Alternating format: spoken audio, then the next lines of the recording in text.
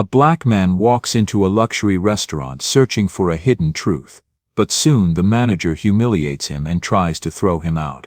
At first everyone thinks he will leave in shame, but then he suddenly reveals a folder of documents that shocks the entire room. And what happens next will shake the whole high society. Before we begin, what time are you listening right now? Where are you from? Leave a comment below and let me know. The autumn air bit at Marcus Blackwood's face as he stood outside Orem restaurant, adjusting the collar of his deliberately modest button-down shirt. At 40 he had grown accustomed to the weight of expensive fabric, the whisper of Italian silk against his skin, the subtle armor that wealth provided. Today, however, he had chosen khakis and a simple shirt, trading his usual $3,000 suits for the uniform of invisibility. Marcus Blackwood. The name carried weight in Silicon Valley boardrooms and Wall Street trading floors. The tech mogul who had built Black Tech Industries from a cramped Chicago apartment into a Fortune 500 empire. The man whose face graced magazine covers with headlines like From Projects to Profits and The Billionaire Next Door.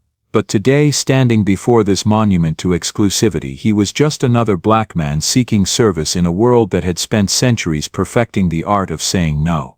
The building rose before him like a fortress of privilege, its brass nameplate gleaming in the afternoon sun. Through the floor-to-ceiling windows he could see pristine white tablecloths, crystal glasses catching light from ornate chandeliers, and the carefully curated clientele moving through their insulated world like actors in an expensive play. Marcus's phone buzzed. A text message appeared on the screen and his jaw tightened as he read it. The words were few but carried the weight of a friendship that stretched back to childhood streets where dreams seemed too big for reality. "I'm doing this for you, Aaron," Marcus whispered to himself, sliding the phone back into his pocket. His oldest friend was fighting battles Marcus couldn't fight for him, but this one he could handle. He pushed through the heavy oak doors and immediately felt the shift in atmosphere. The maître d', a thin white man with silver hair and cold blue eyes, looked up from his reservation book. His professional smile faltered as his gaze swept Marcus from head to toe, taking in the casual clothes, the dark skin, the quiet confidence that didn't match their expectations. "Can I help you?" The question carried all the warmth of a January morning, each word carefully chosen to sound helpful while offering anything but help. "I'd like a table for lunch," Marcus said, keeping his voice level despite the familiar tightness in his chest. How many times had he stood in rooms like this, feeling the weight of judgment before he'd even spoken? The maître d's expression shifted from cool politeness to something approaching disdain. His eyes darted briefly around the dining room as if checking to ensure his next words wouldn't be overheard by the wrong people. "I'm afraid we're completely booked today," the man said, his fingers drumming against the leather-bound reservation book. "And tomorrow as well. Perhaps you'd be more comfortable at one of the establishments downtown." Marcus followed the man's gaze around the dining room, counting at least 6 empty tables with place settings waiting for guests who apparently didn't exist. The lies came so easily to these people, wrapped in politeness like poison in silk. "Those tables appear to be available," Marcus observed, his tone remaining conversational despite the anger beginning to simmer in his gut. "Those are reserved." The maître d's voice grew colder with each word. "Sir, Orem caters to a very particular clientele. We have standards we must maintain." There it was, the word that carried 1,000 years of exclusion, dressed up in the language of business but meaning something far older and uglier. Marcus had heard it countless times during his climb from the south side of Chicago to the top of the tech world. Standards, qualifications, cultural fit, all euphemisms for the same ancient hatred. Marcus's hands, which had signed billion-dollar contracts and shaken hands with presidents, trembled slightly at his sides. But his face remained a mask of calm professionalism, a skill learned through decades of navigating rooms where he was the only person who looked like him. "What kind of standards?" Marcus asked, his voice quiet but carrying an edge that made the maître d' shift uncomfortably. The man glanced around nervously, then leaned closer, his voice dropping to a conspiratorial whisper. "The kind that preserve what this place represents. Orem isn't just a restaurant, it's an institution. We can't have just anyone walking in expecting to be served. The words hit Marcus like physical blows, each syllable carrying the weight of every door that had been slammed in his face, every opportunity denied, every moment he'd been made to feel less than human. But he'd learned patience in the hardest school imaginable, and he knew that the sweetest victories belonged to those who waited for the perfect moment to strike. "I see," Marcus said softly, and something in his tone made the maître d' take a step backward. "Is there a problem here?" A new voice cut through the tension, and Marcus turned to see a young Asian woman approaching. She wore the standard Orem server uniform, crisp white shirt, black slacks, a small golden name tag that read Lily, but her eyes held a warmth that seemed completely out of place in this temple of cold privilege. The maître d' straightened, his professional mask sliding back into place with practiced ease. "No problem at all, Lily. This gentleman was just leaving." Lily's dark eyes moved between them, and Marcus saw recognition flicker across her face. She'd witnessed this particular dance before, had seen other people turned away at these same doors for reasons that were never spoken aloud but always understood.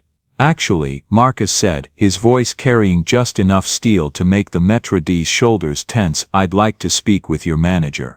"I am the duty manager," the maître d' replied, puffing out his chest like a bird trying to appear larger than its actual size. "And as I've explained, we have no availability today." The lunch crowd was beginning to take notice of the disturbance.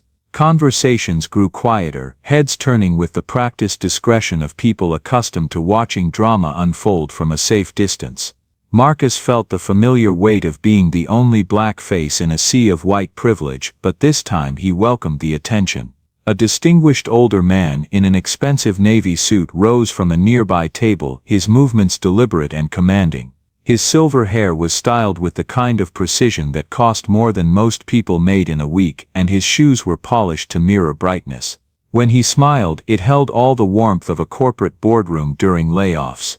"I couldn't help but overhear," the man said, his accent carrying the refined tones of generational wealth. "You seem to be causing quite a disturbance." Marcus turned to face him fully, taking in the man's obvious expensive taste and the way other diners watched him with deference. This was someone accustomed to being heard, accustomed to having his opinions carry weight. "I'm simply trying to have lunch," Marcus replied, his tone remaining level. The man's smile widened, but his pale blue eyes remained ice cold.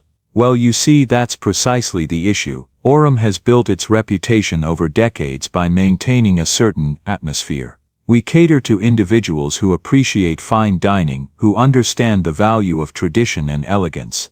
His gaze swept Marcus dismissively, lingering on the casual clothes with obvious distaste. "People who truly belong in an establishment of this caliber. And you don't believe I belong here?"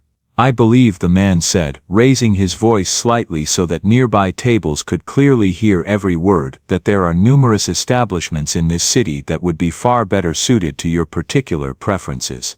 Places with more casual dining, less demanding expectations." The words hung in the air like smoke from a funeral pyre, and Marcus felt every eye in the restaurant focusing on him with the intensity of stage lights. This was theater, he realized. He was being made into a performance for the entertainment of people who had never wondered whether they'd be welcomed anywhere they chose to go. Lily stepped closer, her voice barely rising above a whisper. "Sir, please, you should leave now. They'll never serve you, and if you stay, they'll only make it worse." Marcus looked at her, seeing genuine concern etched across her young face. She was risking her job by even speaking to him, her kindness cutting through his anger like sunlight through storm clouds. "What's your name?" he asked softly. "Lily Chen. How long have you worked here, Lily?" 3 years. Her voice was so quiet he had to lean in to hear her response. "And in 3 years, how many black customers have you served?" Lily's silence stretched between them, heavy with implication and sad truth. Marcus nodded slowly, filing away both her name and her small act of courage for later consideration. The distinguished man had been watching their exchange with growing irritation, his refined composure beginning to crack around the edges like expensive paint in the sun. "Look here," he said, his cultured accent slipping slightly to reveal something harder and uglier underneath. "You're disrupting the dining experience of paying customers. The people here have certain expectations, and frankly, people like you need to understand your place in the world. My place, Marcus repeated, and something dangerous flickered in his dark eyes. Yes, your place. This restaurant represents something pure, something that embodies the finest traditions of American dining culture. When people like you try to force your way into spaces where you don't belong, you corrupt what generations have built. The man's voice grew more confident as he spoke, feeding off what he mistook for Marcus's submission. You bring down the entire atmosphere, you change the character of the establishment. Surely you can understand that. The maitre d' stepped forward, his earlier nervousness replaced by vicious confidence. Sir, I'm going to have to ask you to leave immediately. You're disturbing our guests, and frankly, you smell like, well, like the streets. Marcus's hands trembled with barely contained rage. What did you just say? You heard me, the maitre d' sneered. This isn't some welfare office or homeless shelter. This is Orem. We don't serve your type here, and we never will. A woman at a nearby table spoke up, her shrill voice cutting through the air. Honestly, what's next? Are we supposed to eat next to gang members and drug dealers? I pay good money to dine here. Exactly, another voice chimed in. I don't want my children exposed to this kind of element.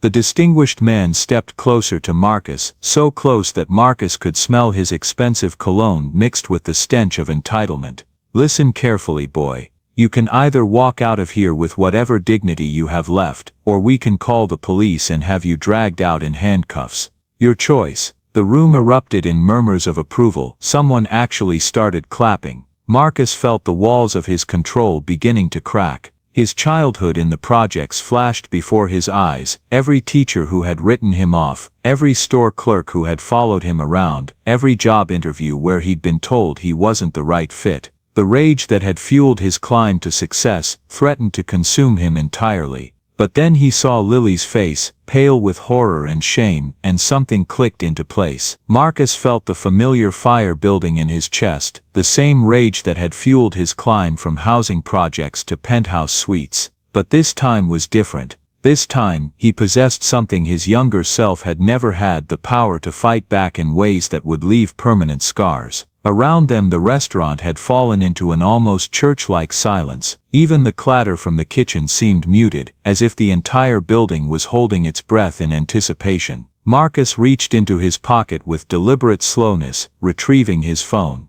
Richard Pemberton's eyes narrowed as he watched, his mind already calculating possibilities. This wasn't fear, this was the predatory focus of a man who had spent decades turning situations to his advantage. Going to call your lawyer? Pemberton asked, his voice dripping with mock concern. Or perhaps the NAACP to file another frivolous discrimination lawsuit. Marcus's fingers moved across the screen with practiced precision. Miss Chen, he said, when the call connected, his voice carrying an authority that made several people shift uncomfortably. Please bring the Orem ownership documents to the restaurant immediately. Yes, all of them. The deed, the purchase agreement, and my identification. I need them within 15 minutes.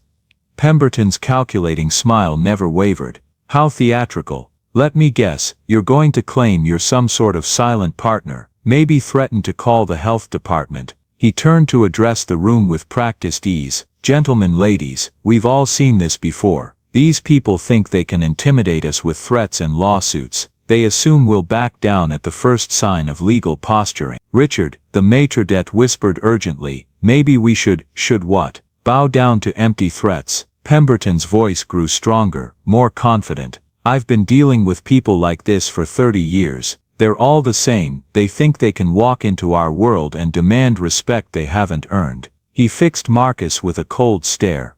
You can bring all the lawyers you want, friend. My family has been fighting off opportunists like you since before you were born. Marcus ended the call and slipped the phone back into his pocket. Instead of anger, something like amusement flickered in his dark eyes. Your family. Tell me about your family, Mr. Pemberton. The Pembertons have been pillars of this community for generations, Richard replied, puffing out his chest. We built half the businesses in this district. We know who belongs here and who doesn't. And you think that gives you the right to decide who gets served in this restaurant? I think it gives me the experience to recognize when someone is trying to run a con game." Pemberton's smile turned shark-like. "You see, I know exactly what you're doing. You walk in here dressed like a vagrant, get mistreated, then try to shake us down with threats of bad publicity and lawsuits. It's pathetic, really." The room murmured approval. Several diners nodded, recognizing the narrative Pemberton was weaving. This was comfortable territory for them, the idea that they were the real victims, that any challenge to their privilege was just another scam. "But here's what you didn't count on," Pemberton continued, his voice growing more theatrical. "We're not afraid of you. We're not going to pay you to go away. And when your little show is over, you'll crawl back to whatever hole you came from, and we'll still be here." Marcus said nothing, simply checking his watch with the patience of a man who knew exactly how the next few minutes would unfold. "What's wrong?" Pemberton taunted. "Cat got your tongue? Or are you starting to realize you picked the wrong mark this time?" The restaurant's front door chimed, and a young woman in an expensive business suit entered, carrying a leather briefcase. She moved with the efficient grace of someone accustomed to handling billion-dollar transactions. "Mr. Blackwood," she said, approaching Marcus with a slight bow, "I have the documents you requested." Pemberton's confident smile flickered for just a moment, but he recovered quickly. "More actors in your little production. How much is this charade costing you?" The woman, Miss Chen, opened her briefcase and withdrew a thick folder of documents. "The original deed of sale, sir. The purchase agreement showing full payment of $47 million, your corporate identification, and the letter from Orum's board confirming transfer of ownership." She handed the documents to Marcus, who set them on the nearest table and began sorting through them with casual familiarity. The legal papers were thick, official, bearing the seals and signatures that only real money could produce. Pemberton leaned forward, his eyes scanning the documents with the expertise of someone who had reviewed countless contracts. His smile began to fade as he read, his face cycling through confusion, disbelief, and finally, a cold calculation that was far more dangerous than fear. "Clever," he said finally, his voice taking on a different quality, respectful but not submissive. "Very clever indeed. So you actually did buy this place?" He straightened his tie, his mind already working on damage control. "But purchasing a restaurant doesn't change what you are, Mr. Blackwood. It doesn't erase where you came from or make you one of us." Marcus looked up from the documents, genuinely interested in where this was going. "You see," Pemberton continued, his confidence rebuilding on a new foundation, "I've met men like you before. New money, tech money. You think buying your way into our establishments makes you respectable, but you're still the same person who walked in here looking like he just stepped off a street corner." The room was dead silent now, everyone recognizing that they were witnessing something far more complex than a simple misunderstanding. "You can own Orum, Mr. Blackwood, but you can't own us. You can't force us to accept you, and you certainly can't change the fact that you'll always be an outsider trying to buy his way into a world that will never truly welcome him." Marcus stood slowly, the legal documents still spread across the table like evidence in a courtroom. When he spoke, his voice carried the quiet authority of a man who had built empires from nothing. "You're absolutely right about one thing, Mr. Pemberton. I can't force you to accept me." He picked up the deed, holding it so the room could see the official seals. "But I can force you to leave." Pemberton's calculated smile never wavered. "On what grounds?" "I'm a paying customer." "Actually, you're a trespasser." Marcus's voice remained conversational, but steel ran underneath. "This is private property, and as the owner, I have the right to refuse service to anyone, especially to someone who has spent the last hour creating a hostile environment for other guests." "Other guests?" Pemberton laughed, a sound like breaking glass. "Look around, Blackwood. I am the other guests. We all are. Do you really think you can run a restaurant by alienating your entire customer base?" The challenge hung in the air like smoke. Around the room, other diners watched with the fascination of spectators at a gladiatorial match. This wasn't just about one man anymore. This was about power, about who really controlled spaces like Orum.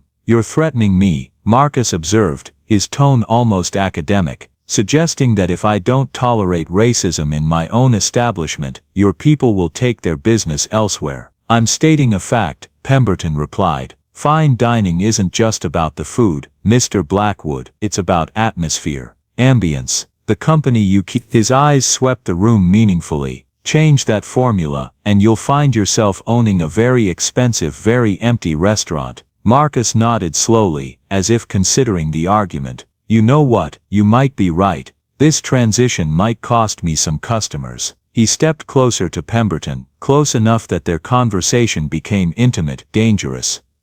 But here's what you don't understand. I didn't buy Orem to make money. I already have more money than I could spend in 3 lifetimes. Then why? Pemberton asked, and for the first time genuine curiosity cracked his facade. Because a friend of mine used to work here, a good man named Aaron Mitchell. Ring any bells, Mr. Pemberton?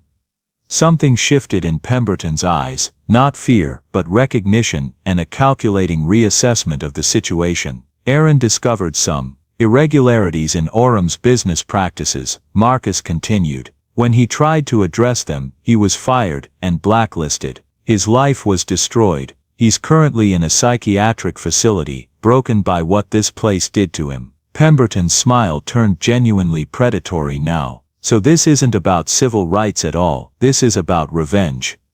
Justice, Marcus corrected, and Mr. Pemberton, since you seem to be such a pillar of this community, I'm curious, did you know Charles Greenwood personally? The question hit like a physical blow. Pemberton's face went carefully neutral, but Marcus caught the flash of alarm in his eyes. Charles was a business associate, Pemberton said carefully. Charles is a business associate, a respected member of our community. Marcus smiled, and it was not a pleasant expression. How interesting. Because Charles Greenwood has been systematically embezzling from this restaurant for the past 3 years. The irregularities Aaron discovered, they were just the tip of the iceberg. The color drained from Pemberton's face, but his voice remained steady. That's a serious accusation to make without proof. Who said I don't have proof? Marcus pulled out his phone again. Miss Chen, please call Detective Rodriguez at the Financial Crimes Unit. Tell her we're ready to provide those documents we discussed. For the first time since the confrontation began, Pemberton's composure cracked completely. Now wait, just a minute. You see, Mr. Pemberton, when I bought Orem, I hired a team of forensic accountants to review the books. Imagine my surprise when I discovered that certain regular customers had been receiving complimentary services that were then charged to fake accounts, services that were paid for with embezzled funds. Pemberton backed away, his hands raised as if warding off physical blows. I had no idea Charles was stealing. Marcus finished. No, I'm sure you had no idea where the money was coming from when Charles picked up your tabs. You just enjoyed the free meals and the privilege of feeling superior to people like me. The restaurant had gone tomb quiet. Every conversation had stopped. Every eye focused on the 2 men at the center of the room. This is what justice looks like, Mr. Pemberton, Marcus said, his voice carrying to every corner of the restaurant. Not revenge, not a shakedown. Just the simple act of cleaning house and making sure everyone pays for what they've actually consumed. Pemberton straightened his tie one final time, his businessman's instincts kicking in for damage control. Mr. Blackwood, I think there's been a misunderstanding. Perhaps we could discuss this privately. There's nothing to discuss. Marcus turned to address the entire room. Ladies and gentlemen, Orem Restaurant is under new management. We will continue to serve excellent food to customers who treat our staff with respect regardless of their race, religion, or background. Anyone who finds that arrangement unacceptable is welcome to dine elsewhere. He looked back at Pemberton. Starting with you, you have 5 minutes to finish your meal and leave. If you're still here after that, I'll have you arrested for trespassing. Pemberton's mask finally slipped completely, revealing the cold fury underneath. This isn't over, Blackwood. You have no idea who you're messing with. Actually, Marcus replied, settling into the chair across from where Pemberton had been sitting. I know exactly who I'm messing with. The question is, do you? The heavy oak doors of Orem swung open with authority, and every head in the restaurant turned toward the sound. Charles Greenwood strode into the dining room. Like a general entering a battlefield, he was certain of winning. At 55, he carried himself with the bearing of a man who had never been told no by anyone who mattered. His silver hair was perfectly styled, his charcoal suit immaculate, and his cold gray eyes swept the room with proprietorial satisfaction. Until they landed on Marcus, Charles stopped mid-stride, his expression shifting from confident authority to something far darker. The murmur of conversations died as other diners sensed the electricity in the air, the promise of confrontation that made their privileged blood sing with anticipation. "What?" Charles said, his voice carrying across the silent restaurant. "Is this?" The maitre d', James practically stumbled over himself in his haste to reach his superior. "Mr. Greenwood, sir, there's been a situation. This individual has been causing a disturbance. Mr. Pemberton and I were handling it, but nothing." Charles cut him off, his gaze never leaving Marcus. "I can see exactly what this is." He began walking slowly toward Marcus, each step deliberate and threatening. "This is what happens when standards slip. When we allow the wrong element to think they can simply walk into a respectable establishment." Marcus remained seated, his hands folded calmly on the table. The legal documents lay spread before him, but Charles was too focused on his prey to notice them. "Orem," Charles continued, his voice rising to ensure every person in the restaurant could hear, "has maintained its reputation for over 30 years by understanding something fundamental about human nature. Some people belong in civilized society, and others," his eyes raked Marcus with open contempt, "others are nothing but street trash pretending to be something they're not." The words hit the air like a physical slap. Several diners gasped while others leaned forward with the hungry anticipation of watching a public execution. This was theater at its finest, the restoration of proper order, the putting of an uppity black man firmly in his place. Marcus slowly raised his eyes to meet Charles' gaze. "Are you finished?" "Finished." Charles laughed, a sound like breaking crystal. "Son, I haven't even started. You see, people like you come in here thinking you can intimidate us with threats of lawsuits or bad publicity. You assume we'll back down, pay you off, make the problem go away." He leaned closer, his voice dropping to a venomous whisper, "But I've been dealing with your kind for decades. I know exactly what you are. And what am I? You're a parasite." Charles spat. "A bottom feeder who thinks he can shake down respectable businesses. You probably saw our success,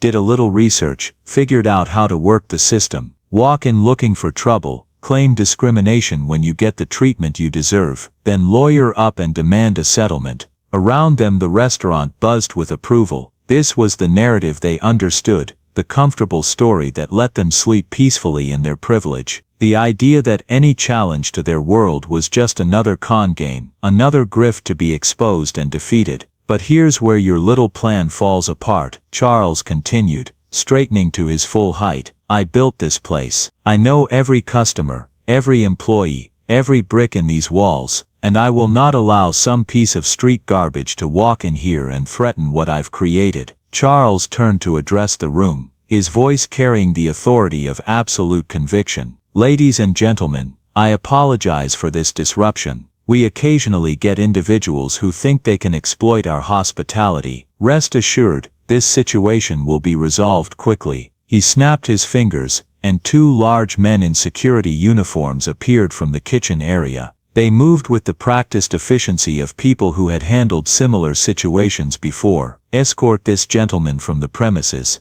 Charles ordered, "and make sure he understands that he is not welcome to return." The security guards approached Marcus's table, their hands already reaching for him. The entire restaurant held its breath, waiting for the satisfying conclusion to this little drama. Marcus didn't move. Instead he pulled out his phone with the same calm deliberation he might use to check the weather. "What are you doing?" Charles demanded. "Put that away." Marcus ignored him, scrolling through his contacts with maddening casualness. He found the number he was looking for and pressed call. "Mr. Harrison," Marcus said when the call connected, his voice carrying clearly through the silent restaurant. "Marcus Blackwood here. I'm at the Orem property, and I think it's time to make our announcement." Charles' confident smile faltered slightly, but he recovered quickly. "More theatrics. How original." "Yes, please bring the full ownership documentation." Marcus continued. "The board resolution, the transfer papers, everything. And please contact building security. We're going to need to change all the locks immediately." The security guards had stopped moving, confusion replacing their earlier certainty. Around the room, conversations began in urgent whispers, as people tried to process what they were hearing. Charles stepped closer, his voice dropping to a dangerous whisper.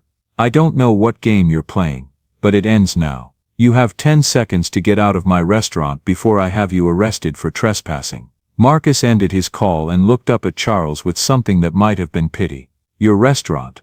"My restaurant.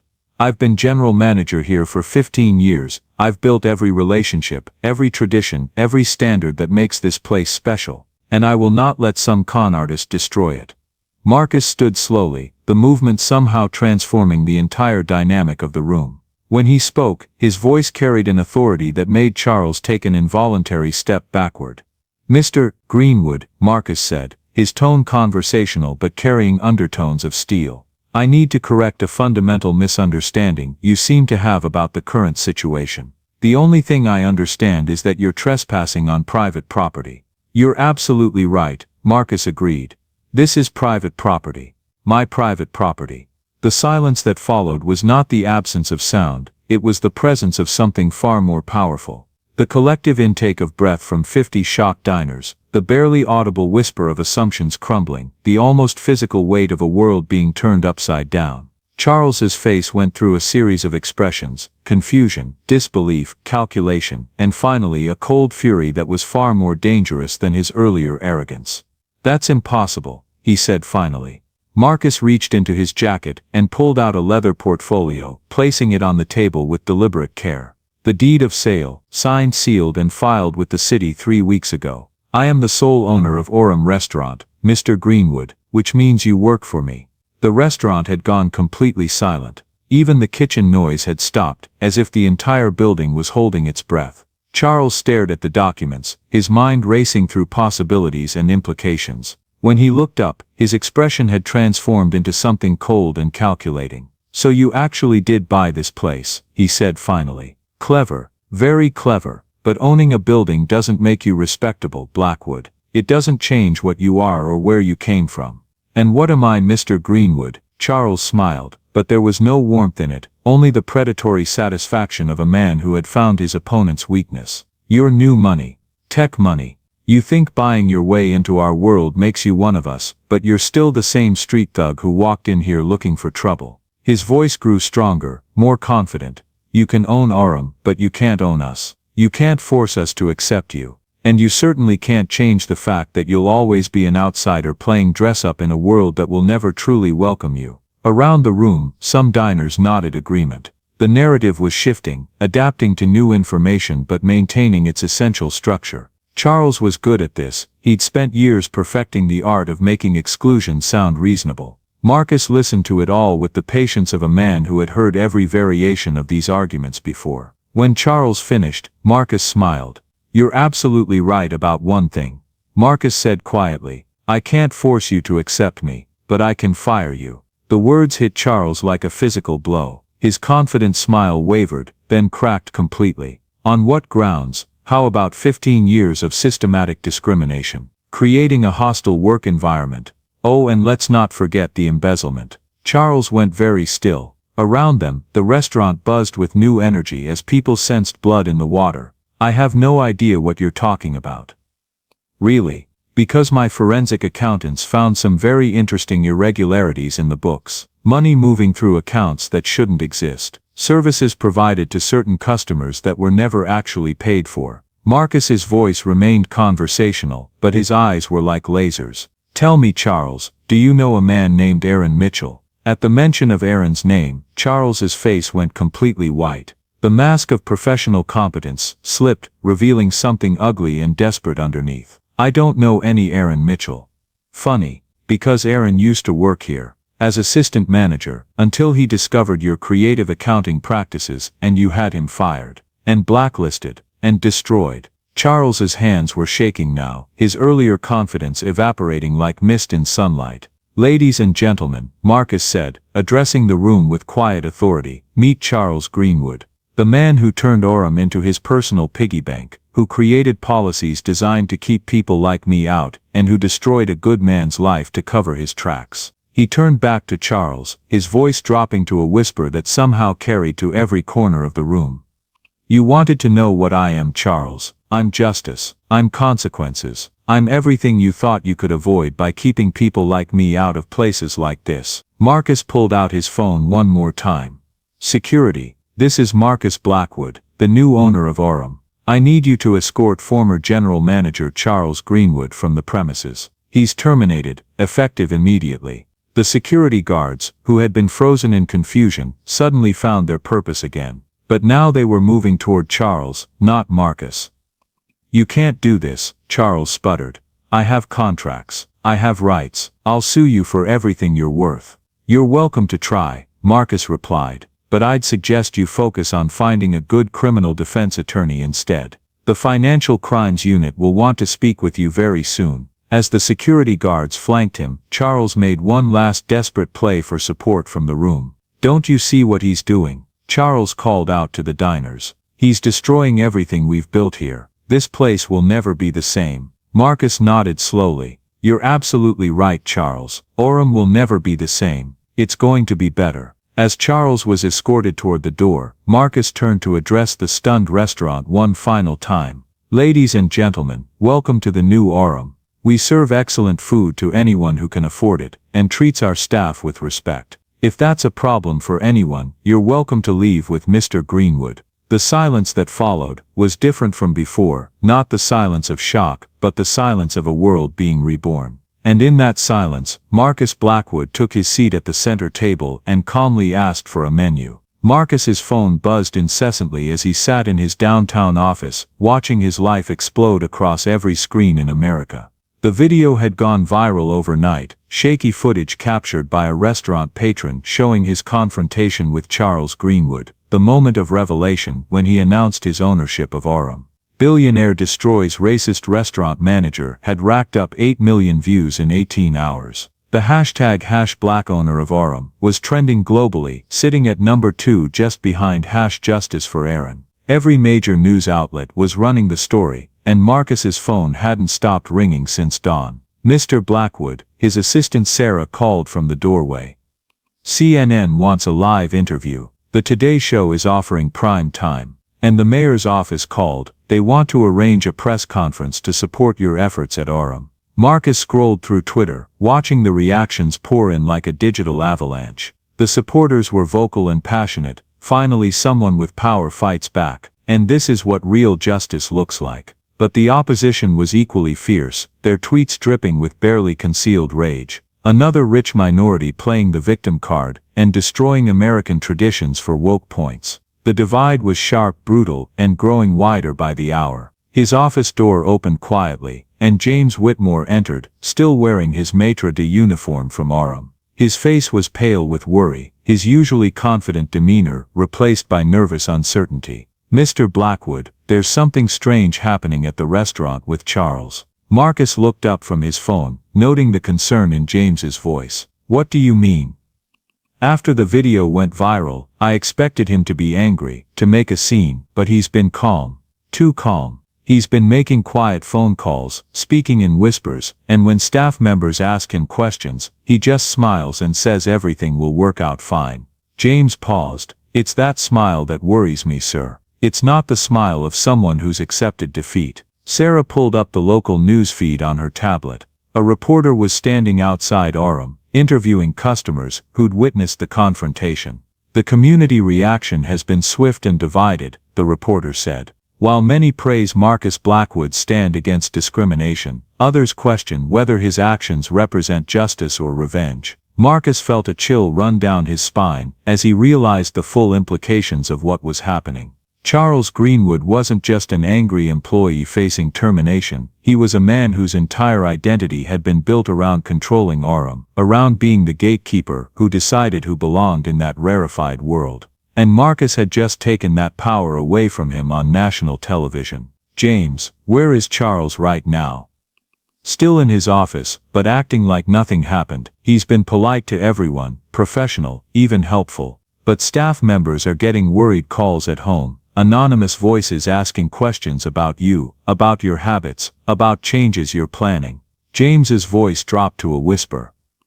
It's like he's conducting some kind of invisible war. Marcus felt a chill run down his spine as he realized the implications. Charles wasn't throwing a tantrum. He was methodically gathering intelligence and building a case against him. James, where is Charles right now? He left an hour ago for what he called routine business meetings. But Mr. Blackwood, before he left, I saw him making copies of files from your office. Financial documents, staff records, vendor contracts. Marcus's phone buzzed with a text from an unknown number. Congratulations on your media success. Looking forward to our continued professional relationship.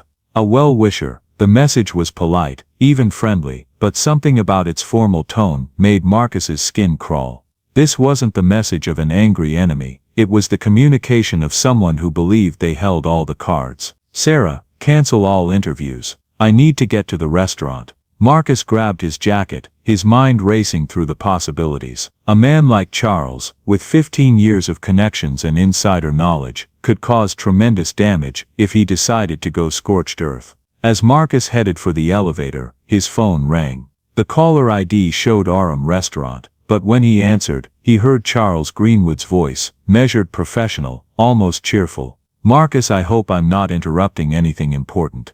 I wanted to personally congratulate you on the positive media coverage. It's wonderful to see Aram getting national attention. Charles, what do you want? Simply to express my admiration for your business acumen. Taking control of the narrative the way you did, very impressive. I've actually learned quite a bit from watching your approach. Marcus stepped into the elevator, James following close behind. Is there a point to this call? The point, Marcus, is that I believe we got off on the wrong foot. I'd like to make amends, perhaps even assist in your vision for Aram's future. After all, I have 15 years of institutional knowledge that could be valuable. The tone was so reasonable, so professional, that it was more unsettling than any direct threat. Marcus realized he was dealing with someone far more dangerous than he'd initially understood, not a man consumed by rage, but one calculating his next moves with cold precision. I'm not interested in your assistance, Charles. Of course I completely understand. New ownership, new vision. It makes perfect sense that you'd want to establish your own approach. Charles's voice remained pleasant, almost paternal.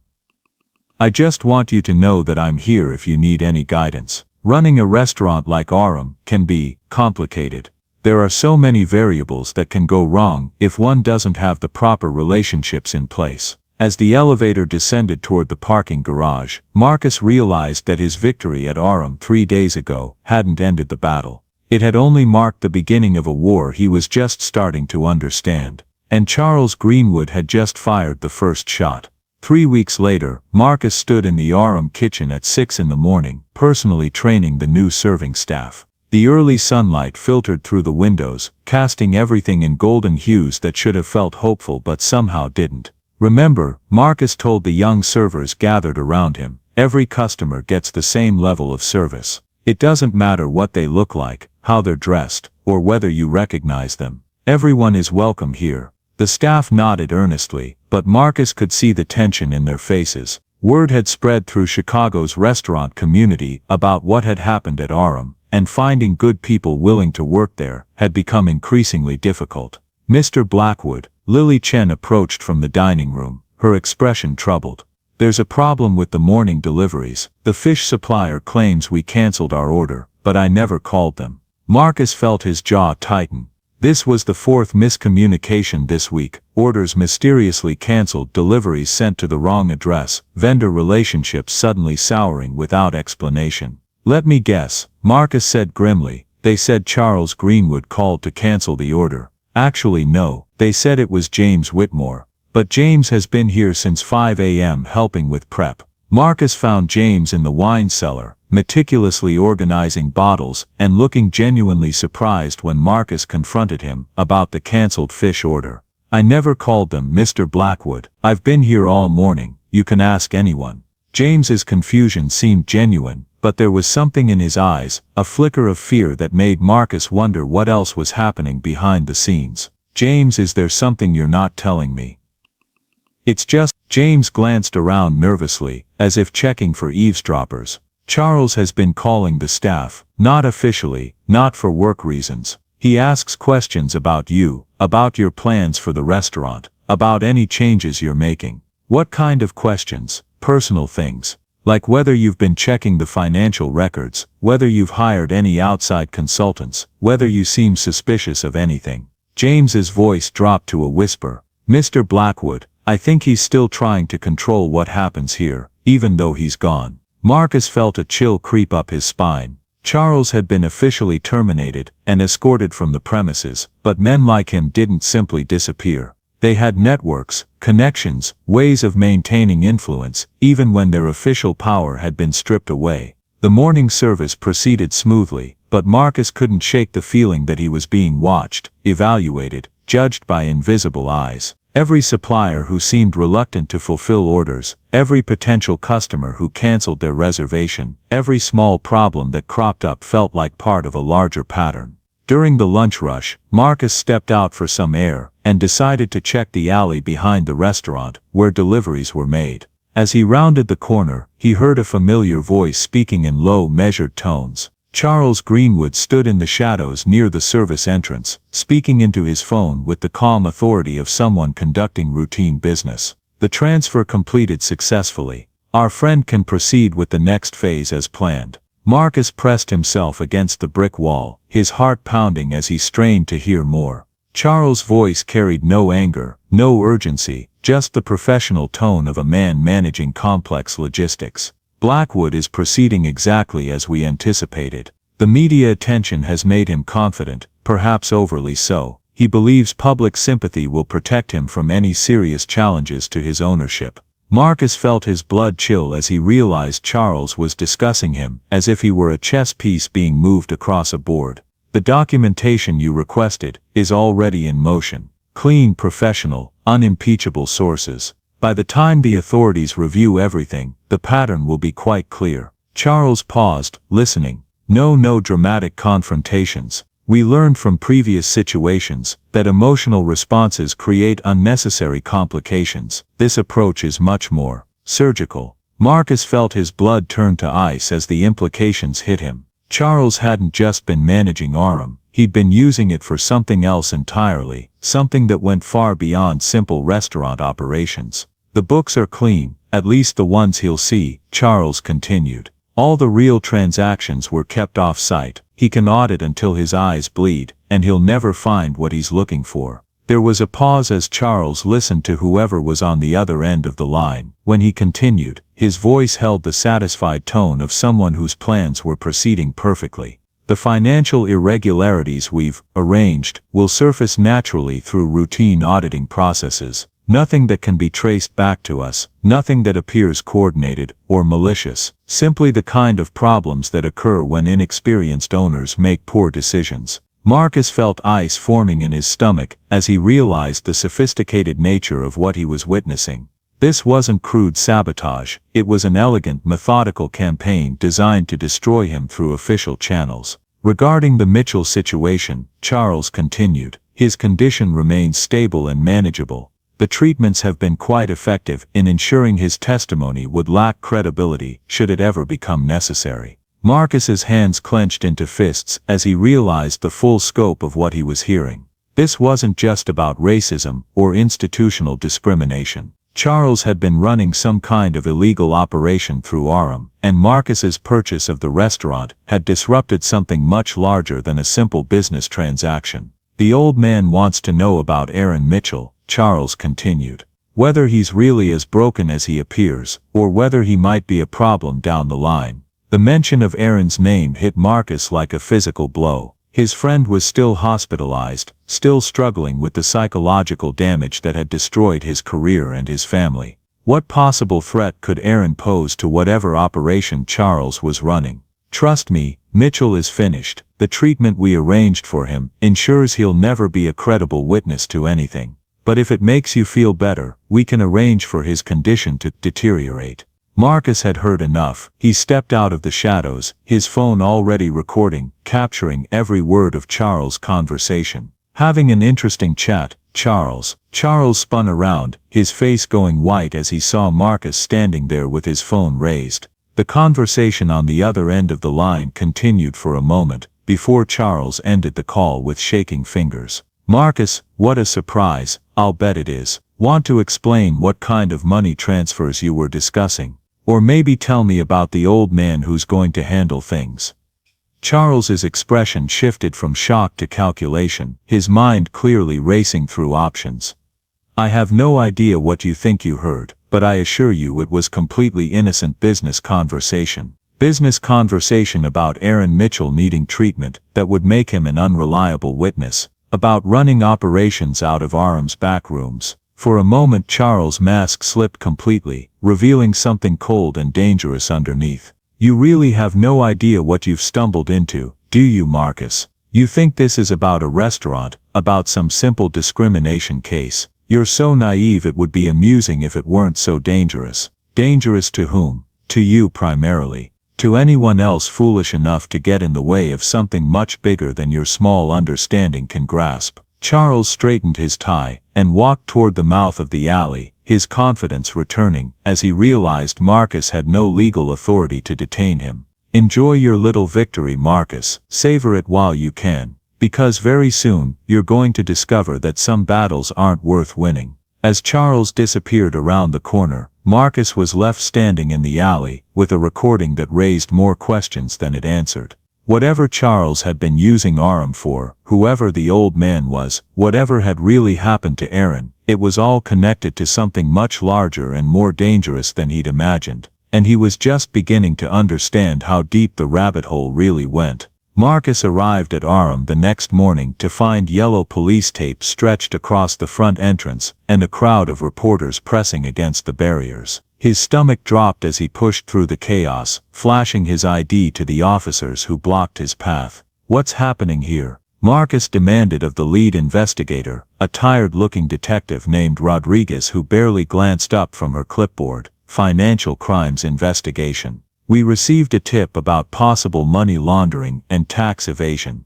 The restaurant is sealed pending a full audit of the books. Marcus felt the world tilt sideways. This is my restaurant, I own it, I haven't done anything wrong. That may be Mr. Blackwood, but until we can verify the legitimacy of your business operations and examine all financial records, this establishment remains closed. Detective Rodriguez finally looked up, her expression professionally neutral but not unsympathetic. I'd suggest you contact your attorney. How long will this take? Depends on what we find, could be days, could be weeks. Marcus stared at the sealed doors of Aram, his mind racing through the implications. Someone had tipped off the police, someone with enough credibility to trigger a full investigation. And the timing was too perfect to be coincidental, just one day after he'd overheard Charles' mysterious phone conversation. Detective Rodriguez, can you tell me who filed the complaint? Anonymous tip. But it came with specific allegations and documentation that were required to investigate thoroughly. As Marcus walked back to his car, his phone buzzed with a text from James Whitmore, need to see you urgently. Not at the restaurant, meet me at Lincoln Park Zoo Lion Exhibit. Come alone. 20 minutes later, Marcus found James standing before the lion enclosure, nervously checking his watch and glancing around as if he expected to be followed. Thank God you came, James said as Marcus approached. We don't have much time. James, what's going on? Did you know about the investigation? I know about a lot more than the investigation. James pulled a manila envelope from inside his jacket. Remember when I told you Charles had been calling staff members? Well, he wasn't just asking questions, he was giving instructions. James opened the envelope and showed Marcus a stack of photographs. The images showed various people meeting in restaurants, hotel lobbies, and parking garages. Charles Greenwood appeared in several of them, but Marcus didn't recognize most of the other faces. These were taken over the past 3 weeks, James continued. Charles has been meeting with city officials, police brass, restaurant association executives. He's building a case against you, Mr. Blackwood, but not the kind that gets settled in court. Marcus studied the photographs more closely. One showed Charles shaking hands with a man in an expensive suit outside City Hall. Another captured him having dinner with someone who looked like a federal agent. James, how did you get these? I hired a private investigator. Used my own money, because I knew something wasn't right. James's voice shook with nervous energy. Charles has been telling people that you bought Aram as part of some elaborate money laundering scheme, that you're using your tech company to hide illegal profits. That's insane. My company is publicly traded, fully audited. It doesn't matter what's true, Mr. Blackwood. What matters is what people believe, and Charles has been very convincing. James pulled out another set of documents. These are bank records showing suspicious transactions going in and out of accounts connected to Aram.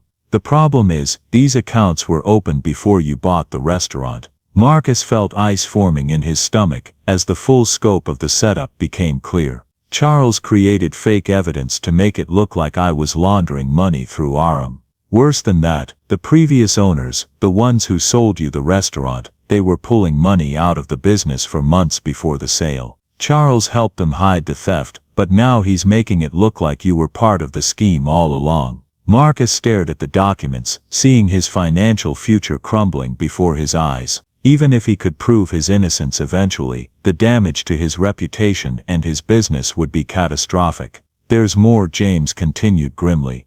The anonymous tip that triggered today's investigation. It included detailed financial records that could only have come from someone with access to Aram's internal systems. Someone on the inside, someone who's still on the payroll but working for Charles. James glanced around nervously again. Mr. Blackwood, I think one of your current employees is feeding information to the people trying to destroy you. Before Marcus could respond, he spotted Lily Chen walking toward them across the zoo grounds. She moved with purpose, her expression serious but not panicked. Mr. Blackwood, Lily called as she approached. I've been looking for you. James tensed, his hand moving instinctively toward the envelope of photographs. How did you know we were here? I followed you from the restaurant, Lily replied simply.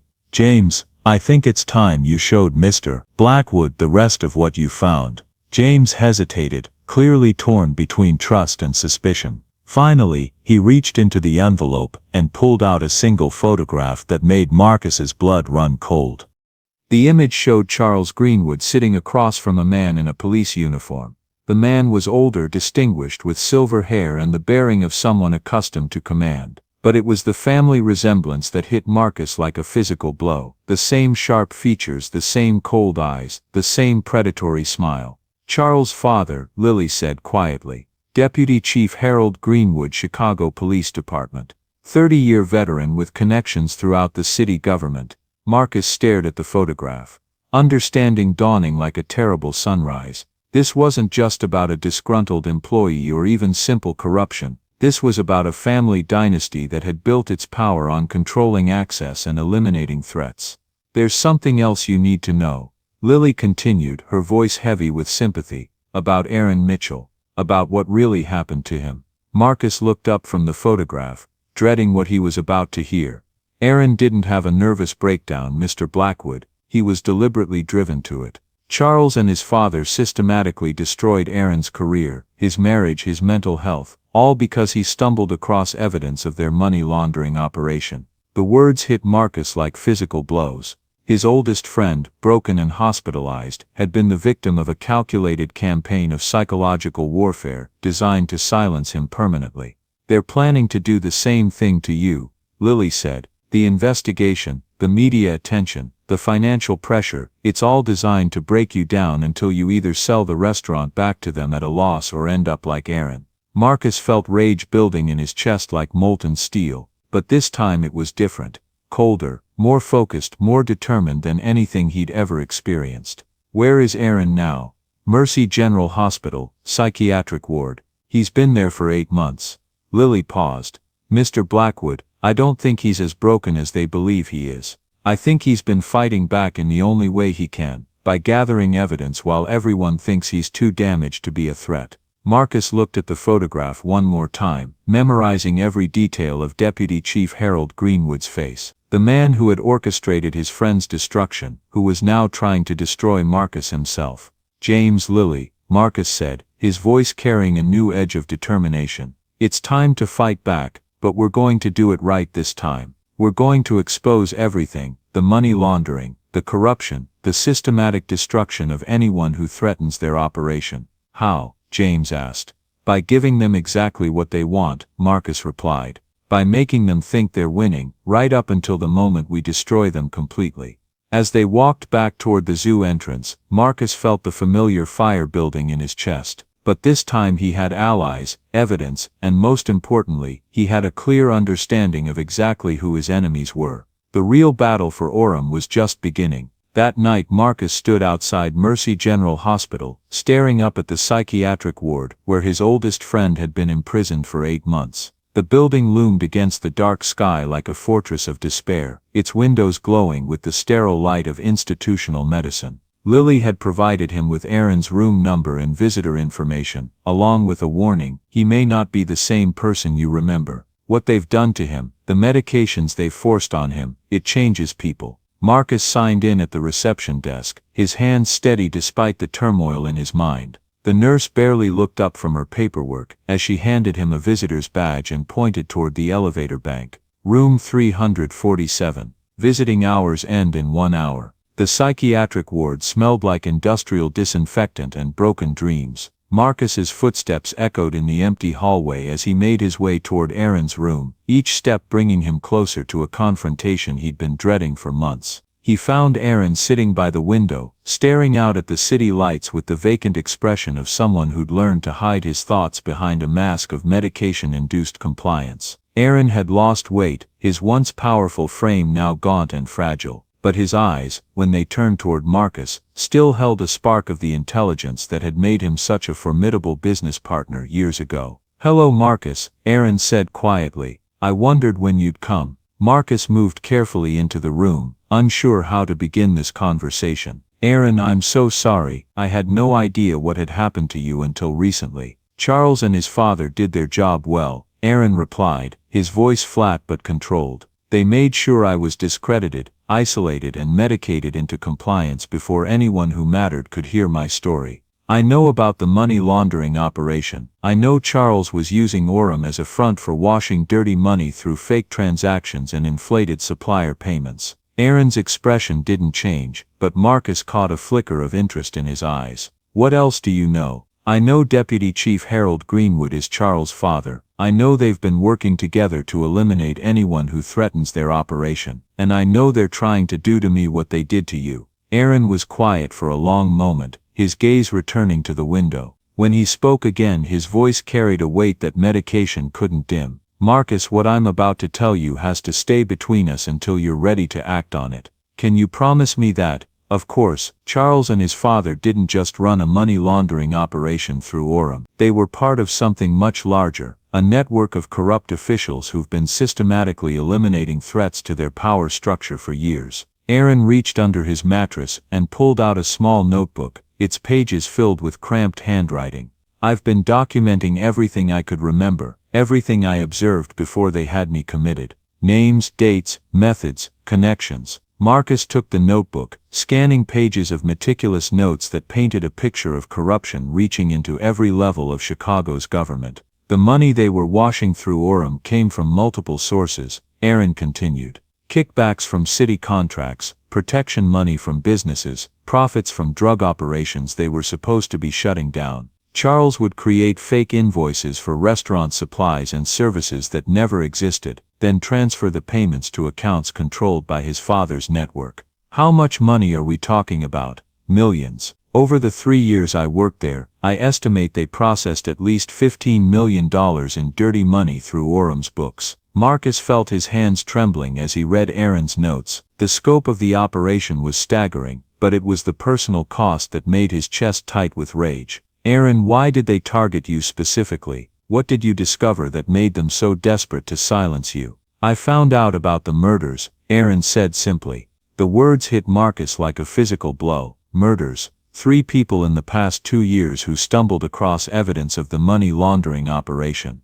A restaurant inspector who noticed irregularities in Orem's waste disposal records. A city auditor who questioned some of the supplier payments. A journalist who was investigating connections between restaurants and police corruption. Aaron's voice remained steady, clinical, as if discussing the weather instead of systematic murder. All 3 died in accidents. The inspector had a heart attack at age 32. The auditor's car went off the road during a rainstorm. The journalist fell down the stairs in her apartment building. Aaron looked directly at Marcus, but I had copies of their notes, their findings. I knew the accidents were too convenient to be coincidental. Where are those documents now? Hidden. In a place Charles and his father would never think to look. Aaron's expression shifted slightly, showing the first hint of satisfaction Marcus had seen. They assume that 8 months of psychiatric medication has destroyed my memory, my credibility, my ability to think clearly. They're wrong. Marcus leaned forward, sensing they were approaching the crucial revelation. Aaron, what haven't you told me? I didn't just stumble across evidence of their operation, Marcus. They recruited me. Charles and his father approached me 2 years ago, offered me a partnership in their money laundering scheme. They thought a respected black businessman would provide perfect cover for their activities. The implications hit Marcus like a tsunami. They wanted you to be their front man. Exactly, a successful minority business leader legitimizing their operation, making it seem like just another example of inclusive capitalism. Aaron's voice carried deep bitterness. When I refused, when I threatened to expose them, they decided I was too dangerous to leave alone. So they destroyed your life instead. They did more than that, Marcus. They used my refusal as a test case for a new method of eliminating threats. Instead of killing me outright, they developed a systematic approach to psychological destruction that would discredit any testimony I might give while serving as a warning to others. Aaron closed the notebook and returned it to its hiding place under the mattress. The treatment I've received here isn't just psychiatric care, it's experimental. They've been using me as a test subject for drugs and techniques designed to destroy memory and cognitive function while leaving the victim alive but unreliable. Marcus felt sick as the full horror of what had been done to his friend became clear. Aaron, we have to stop them. We have to expose everything. We can't just expose them, Marcus. Men like Charles and his father have too many connections, too much power. They'll find ways to discredit the evidence, to make the accusations disappear. Aaron's eyes burned with an intensity that medication couldn't suppress. We have to destroy them completely. We have to make sure they can never hurt anyone else the way they hurt me. How? By giving them exactly what they think they want, by making them believe their plan to destroy you is working perfectly right up until the moment we turn their own methods against them. Aaron stood and walked to the window, his movement more purposeful than Marcus had seen since entering the room. Marcus, they're planning to drive you to suicide. The financial pressure, the legal troubles, the isolation, it's all designed to push you past your breaking point. They want your death to look like the tragic end of a man who couldn't handle the consequences of his own actions. But it won't work because I know what they're doing. It won't work because we're going to feed them false information about your mental state while gathering evidence that will destroy their entire network. Aaron turned back toward Marcus, and for the first time in months he smiled. They think I'm broken, Marcus. They believe their own propaganda about the damage they've done to my mind. That's going to be their fatal mistake. As visiting hours ended and Marcus prepared to leave, Aaron grabbed his arm with surprising strength. Marcus, promise me something. When this is over, when we've destroyed them, promise me that Orem will become what it was supposed to be. A place where everyone is welcome, where success is shared, where people like us can build something beautiful without having to destroy others to protect it. I promise, Marcus said. And Aaron, we're going to make them pay for every day you've spent in this place. Every lie they've told, every life they've destroyed, they're going to answer for all of it. As Marcus left the hospital, he carried with him not just the weight of what he'd learned, but the burning certainty that justice was finally within reach. Charles and Harold Greenwood had made one critical error in their campaign of destruction. They'd left Aaron Mitchell alive, and that was going to be the mistake that brought their entire empire crashing down.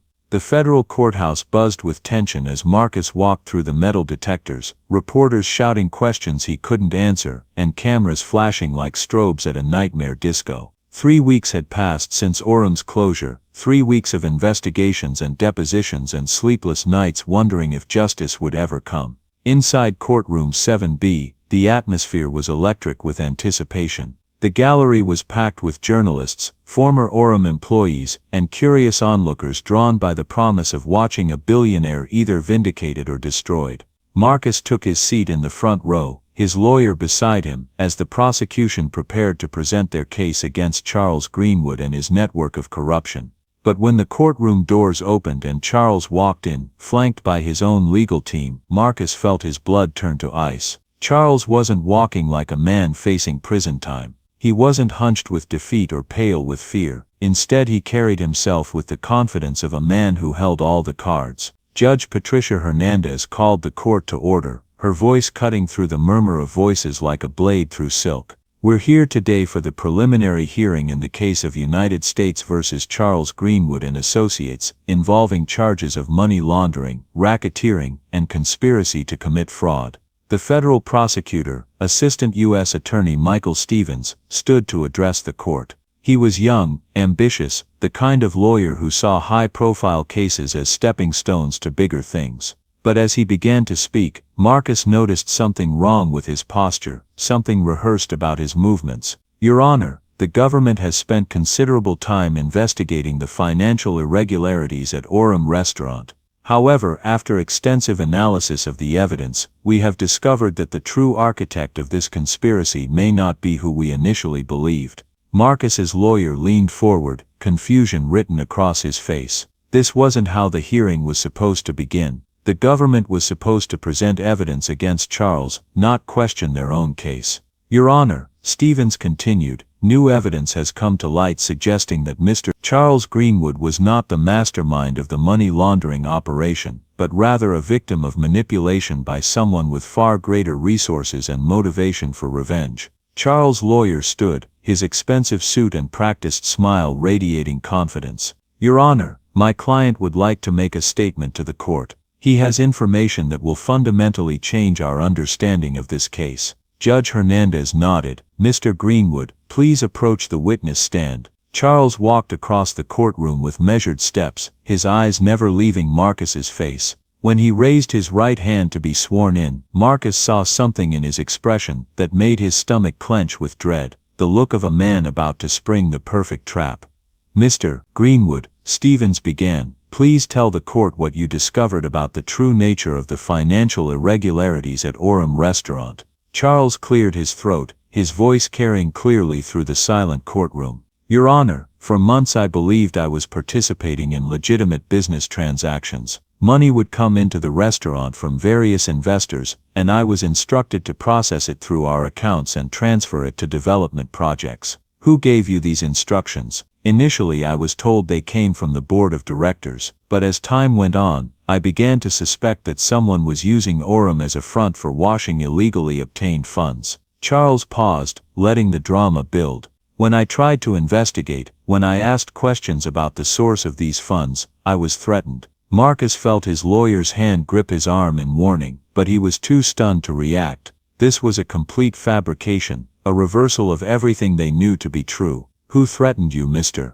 Greenwood? The same man who orchestrated my firing, who bought Orem under false pretenses, who has spent the last several weeks trying to destroy my reputation and my career. Charles turned to look directly at Marcus. Marcus Blackwood. The courtroom erupted in gasps and angry voices. Judge Hernandez banged her gavel repeatedly, calling for order, but Marcus barely heard the noise. He was staring at Charles, watching the man who had destroyed Aaron's life now attempting to destroy his own. That's a lie. Marcus found his voice, half rising from his seat before his lawyer pulled him back down. Mr. Blackwood, you will remain seated and silent, Judge Hernandez commanded. Mr. Greenwood, please continue.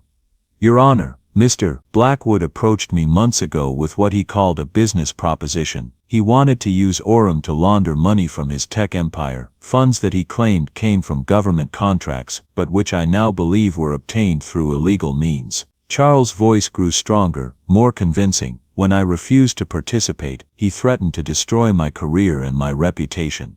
Stevens nodded, as if this revelation was exactly what he'd expected. And what happened when you continued to resist? He bought the restaurant through a shell company, then staged that public confrontation to make me look like a racist. He used his wealth and influence to paint me as the villain, when in reality, I was trying to protect Orem from being used as a criminal front. Marcus felt the room spinning around him. In the gallery, he could see reporters frantically taking notes, their expressions shifting from skepticism to hungry interest. This was a better story than simple corruption. This was about a billionaire using his power to frame an innocent man. Mr. Greenwood, do you have evidence to support these claims? I do, Your Honor. Charles' lawyer approached the witness stand with a thick folder of documents. These are bank records showing unusual transfers from Mr. Blackwood's companies to offshore accounts, correspondence between Mr. Blackwood and known money laundering operations, and recorded conversations in which Mr. Blackwood discusses using Orem as a clean front for dirty money. As the lawyer distributed copies of the documents to the judge and prosecutor, Marcus felt his world collapsing around him. The evidence looked official, professional, convincing. Bank letterheads, official seals, timestamps that seemed to corroborate Charles's story. Your Honor, Marcus's lawyer stood, his voice urgent. We request an immediate recess to examine these documents. This is the first time we're seeing any of this evidence, and motion denied, Judge Hernandez replied. Mr. Stevens, do you have additional questions for Mr. Greenwood? Just one, Your Honor. Mr. Greenwood, are you prepared to testify that Marcus Blackwood orchestrated this entire money laundering scheme and attempted to frame you for his crimes? Charles looked directly at Marcus, his eyes cold and triumphant. Yes, Your Honor. I am prepared to testify that Marcus Blackwood is the true criminal in this case, and that everything he has accused me of is nothing more than an elaborate attempt to cover his own tracks. As Charles stepped down from the witness stand, Marcus realized that his fight for justice had become a fight for his freedom. Somewhere in the packed gallery, he could hear the sound of camera shutters clicking and reporters whispering into their phones. The war for Orem had taken a devastating turn, and Marcus wasn't sure he could survive what came next. The courtroom fell into stunned silence as the back doors opened with a crash that echoed like thunder. Every head turned to see a figure in a wheelchair being pushed down the aisle by a young woman with determined eyes and hands that shook with barely controlled anger. Aaron Mitchell looked like he had risen from the grave. His once powerful frame was diminished, his face gaunt from months of institutional food and psychiatric medications, but his eyes blazed with a clarity that cut through the lies hanging in the air like smoke. Your Honor, Aaron's voice carried across the silent courtroom, weak but unwavering.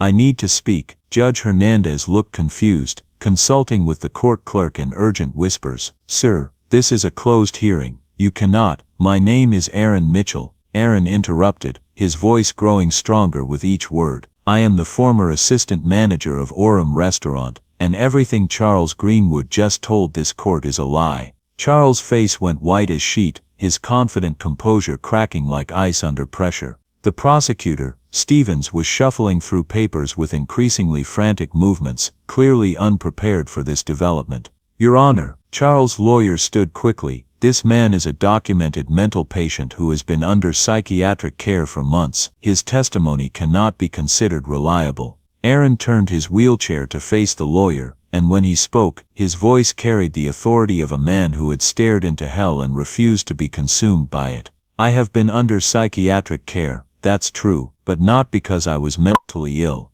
because Charles Greenwood and his network of corrupt officials had me committed to silence me. The young woman pushing Aaron's wheelchair stepped forward, her voice clear and professional. Your Honor, my name is Detective Sarah Chen, Chicago Police Department Internal Affairs. I have been investigating the corruption network surrounding Orem Restaurant for the past 18 months. Marcus felt his heart stop. Chen, the same last name as Lily. Detective Chen, Judge Hernandez said, this is highly irregular. This court was not notified of any ongoing police investigation, because the investigation was classified, Your Honor. We had reason to believe that members of the Chicago Police Department were involved in the conspiracy, including individuals who might have access to information about federal court proceedings. Charles was on his feet now, his mask of innocence completely abandoned. This is ridiculous. This man is delusional, and this woman, Detective Chen interrupted, has 18 months of undercover work documenting your crimes, including your confession to forcing Aaron Mitchell to take responsibility for money laundering that you were orchestrating. She reached into her briefcase and pulled out a small digital recorder, placing it on the evidence table with careful precision. Your Honor, I would like to play a recording made 3 days ago in Mr. Mitchell's hospital room, where Charles Greenwood believed he was speaking to a heavily sedated patient who couldn't understand or remember what he was hearing. Judge Hernandez looked at the prosecutor, who was now sweating visibly. Mr. Stevens, Did you know about this recording? No, Your Honor. This is the first I'm hearing of any of this. Then perhaps you should listen carefully, Detective Chen said, pressing play on the recorder. Charles' voice filled the courtroom, but it was different from the confident testimony he'd just given. This Charles was boastful, cruel, speaking to what he believed was a broken man who could never repeat his words. You know, Aaron, I almost feel sorry for you, lying there drooling on yourself while I'm about to destroy your precious friend Marcus just like I destroyed you. Charles' recorded laughter was like breaking glass. The beautiful thing is, everyone believes I'm the victim now. Poor Charles Greenwood, framed by the big bad black billionaire. In the gallery, reporters were frantically scribbling notes, their earlier sympathy for Charles evaporating like mist in sunlight. The recording continued. You want to know the truth, Aaron? My father and I have been using Orem to wash money for years. Money from construction contracts, police evidence funds, city development projects. We've stolen millions, and nobody suspected a thing because who's going to question a nice white restaurant manager? Marcus felt vindication washing over him like warm sunlight, but it was mixed with rage as Charles' recorded voice continued to reveal the depth of his cruelty. When you started asking questions, we couldn't just fire you. You knew too much, so we had you committed instead. Told everyone you were having a psychotic break, that you were dangerous. My father's connections in the police department made sure all the paperwork looked legitimate, and the best part, the recording went on, is that we're going to do the same thing to Marcus Blackwood, destroy his reputation, steal his wealth, and when he's broken and helpless, we'll have him committed too. Just another crazy black man who couldn't handle the pressure. The courtroom was dead silent as Detective Chen stopped the recording. Charles sat frozen in his chair, his face a mask of dawning horror as he realized the magnitude of his mistake. Your Honor, Aaron said, his voice carrying across the hushed room, Charles Greenwood didn't just steal money from Orem. He stole 2 years of my life, destroyed my family, and tried to convince the world that I was mentally ill to cover his crimes. Aaron struggled to his feet, his legs shaking with the effort but his voice growing stronger. But he made one critical error. He assumed that psychiatric medications could destroy my mind the same way his lies destroyed my reputation. What he didn't count on was that some things are stronger than chemicals, things like friendship, justice, and the determination to make sure that evil doesn't win. Detective Chen stepped forward with another folder of documents. Your Honor, we have bank records showing that Charles Greenwood and his father, Deputy Chief Morrison of the Chicago Police Department, have stolen over $4 million in public funds over the past 5 years. We have recordings of them planning to frame Marcus Blackwood for their crimes. And we have testimony from Aaron Mitchell detailing exactly how they destroyed an innocent man's life to protect their criminal operation. Judge Hernandez looked at the prosecutor with barely contained fury. Mr. Stevens, it appears that your office has been manipulated into prosecuting the wrong man. I trust you'll be filing new charges against the actual criminals. Stevens was shuffling papers frantically, his carefully planned case collapsing around him like a house of cards. Your Honor, we need time to review this new evidence. You'll have all the time you need, Judge Hernandez replied coldly. After Charles Greenwood is remanded into custody pending trial on charges of fraud, money laundering, conspiracy and filing false police reports. As federal marshals approached Charles's table, he made one last desperate play. This is all fake, they manufactured this evidence to frame me. Aaron Mitchell is mentally ill, and Marcus Blackwood is using his wealth to Mr. Greenwood. Judge Hernandez cut him off. You have the right to remain silent. I suggest you use it. As the marshals led Charles away in handcuffs, he caught Marcus's eye one final time. The arrogance was gone, replaced by the desperate fury of a man who had finally been caught.